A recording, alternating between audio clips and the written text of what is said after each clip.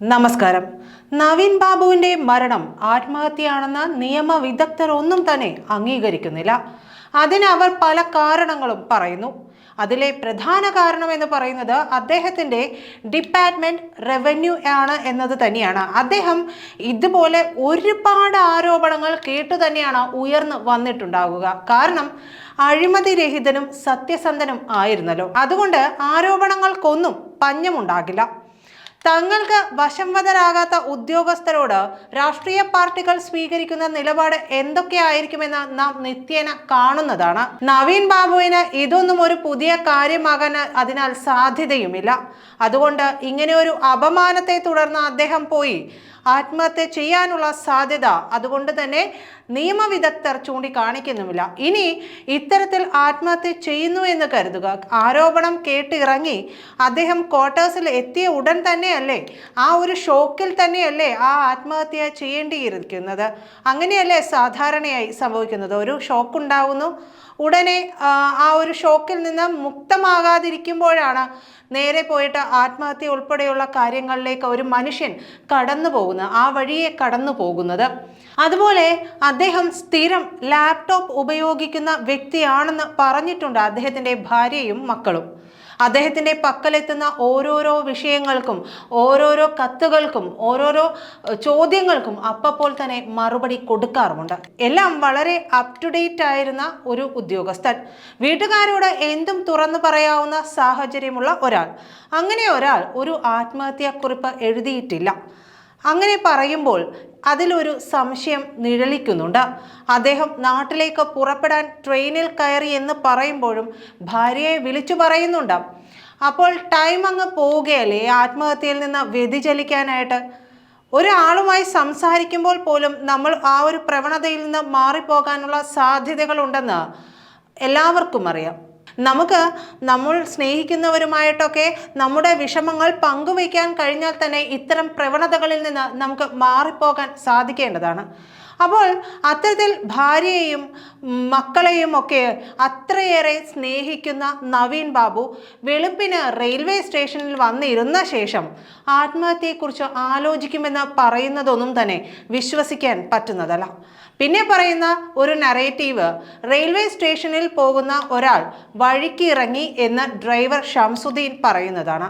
പിന്നീട് കേൾക്കുന്നത് അദ്ദേഹത്തിൻ്റെ ആത്മഹത്യയാണ്. ആ ഡ്രൈവർക്ക് അദ്ദേഹത്തിൻ്റെ വീട്ടിലെത്തിയപ്പോൾ കയറാൻ ഭയമുണ്ടായിരുന്നു എന്ന് പറയുന്നു. എന്തിനാണ് ആ ഭയം വരുന്നത്? അദ്ദേഹം ജീവിച്ചിരിപ്പില്ലേ? അദ്ദേഹം ജീവിച്ചിരിക്കുന്നില്ല എന്ന്, മരിച്ചു എന്ന് ഡ്രൈവർക്ക് നേരത്തെ അറിയാമായിരുന്നു. പിന്നീട് രഞ്ജിത്ത് എന്ന എക്സിക്യൂട്ടീവ് എഞ്ചിനീയറെ വിളിക്കുന്നു. ഇവർക്ക് രണ്ടുപേർക്കും കയറാൻ ഭയമാകുന്നു. അതിനുശേഷം ഇവർ രണ്ടുപേരും കലക്ടറുടെ ഗൺമാനെ വിളിക്കുന്നു. അവർ മൂന്നുപേരും ഒരുമിച്ചാണ് അവിടെ കയറുന്നത്. അതിൻ്റെ അർത്ഥം തന്നെ അവർ എന്തോ അറിഞ്ഞിരുന്നു എന്നത് തന്നെയല്ലേ. അതിനിടയിൽ TV പ്രശാന്തൻ ഒരു കഥ പറഞ്ഞിട്ടുണ്ട്. 98,500 രൂപ കൈക്കൂലി കൊടുത്തു എന്ന്. അത് നവീൻ ബാബുവിനെ കള്ളക്കേസിൽ കൊടുക്കാൻ വേണ്ടി അതിനെക്കുറിച്ച് ഒരു പരാതി എഴുതി AKG സെന്ററിൽ കൊടുത്ത് അവിടെ നിന്ന് അയാൾ കള്ള ഒപ്പിട്ട് മുഖ്യമന്ത്രിക്ക് കൊടുത്തു എന്നൊരു കഥയാണ് പറഞ്ഞത്. അതിനിടെ തന്നെ മറ്റൊരു കഥ കൂടി പറയുന്നുണ്ട്. വിജിലൻസ് CI ഈ പരാതിയെക്കുറിച്ച് പ്രശാന്തനെ വിളിച്ച് അന്വേഷിച്ചു എന്നത്. മുഖ്യമന്ത്രിയുടെ ഓഫീസിലേക്ക് ഈ പരാതി കിട്ടിയിട്ട് 2 ദിവസം ആകുന്നതേ ഉള്ളൂ. ആ പരാതി എങ്ങനെയാണ് വിജിലൻസ് CI പ്രശാന്തനെ വിളിച്ച് അപ്പോൾ തന്നെ അന്വേഷിക്കുക? അതിനുള്ള നടപടിക്രമങ്ങളൊക്കെ കഴിഞ്ഞ് വന്നിട്ട് വേണം വിജിലൻസിലേക്ക് ഈ പരാതി എത്താനും ഇത് അന്വേഷിക്കാനായിട്ടൊക്കെ ഉത്തരവ് വരാനും. അതും CPM-കാർ അവിടെ അവരുടെ ആവശ്യത്തിനായി വച്ചിരിക്കുന്ന CI ആണ് ഈ വിജിലൻസിലേത്. ഇയാളെ ഇപ്പോൾ അവിടെ നിന്ന് മാറ്റിയിരിക്കുകയാണ്. അപ്പോൾ അവിടെ ഒരു സംശയം ഉടലെടുക്കുന്നുണ്ട്. ഈ പറയുന്ന വിജിലൻസുകാരൻ നവീൻ ബാബു റെയിൽവേ സ്റ്റേഷനിൽ ഇരിക്കുമ്പോൾ വിളിച്ചിട്ടുണ്ടോ? ഈ വിജിലൻസുകാർ അദ്ദേഹത്തെ ചോദ്യം ചെയ്തു?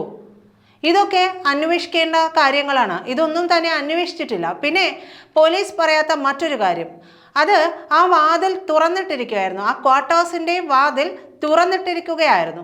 ആരാണ് ആ വാതിൽ തുറന്നിട്ടത്? സാധാരണ സർക്കാർ ക്വാർട്ടേഴ്സൊക്കെ പൂട്ടി ഇറങ്ങുമ്പോൾ ആ താക്കോൽ അവിടെ ഏൽപ്പിച്ചിറങ്ങും.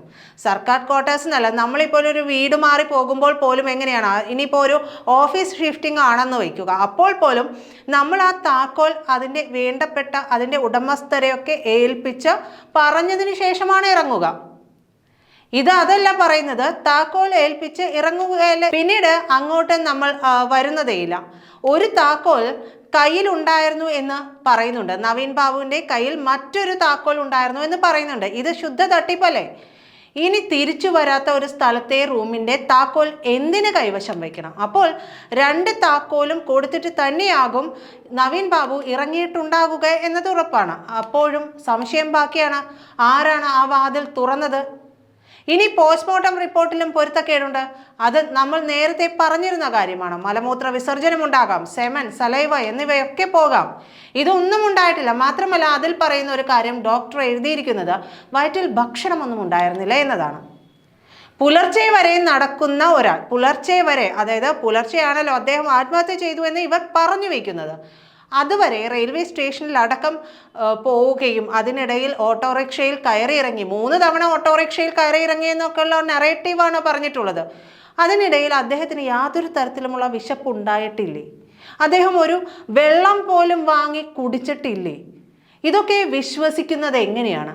ആ ഡോക്ടർ എഴുതി വെച്ചിരുന്നത് അദ്ദേഹത്തിൻ്റെ വയറ്റിൽ ഭക്ഷണാംശങ്ങൾ ഉണ്ടായിട്ടില്ല എന്നാണ് മനസ്സിലാക്കുന്നത്.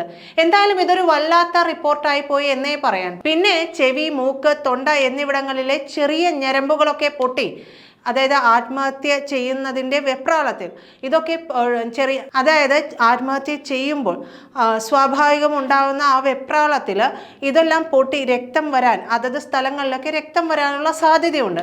അതൊന്നും തന്നെ ഈ പോസ്റ്റ്മോർട്ടം റിപ്പോർട്ടിൽ ചൂണ്ടിക്കാണിക്കുന്നതേയില്ല. ഈ പോസ്റ്റ്മോർട്ടം ചെയ്ത ഡോക്ടറുടെയും വല്ലാത്തൊരു കരിയർ തന്നെയാണ്.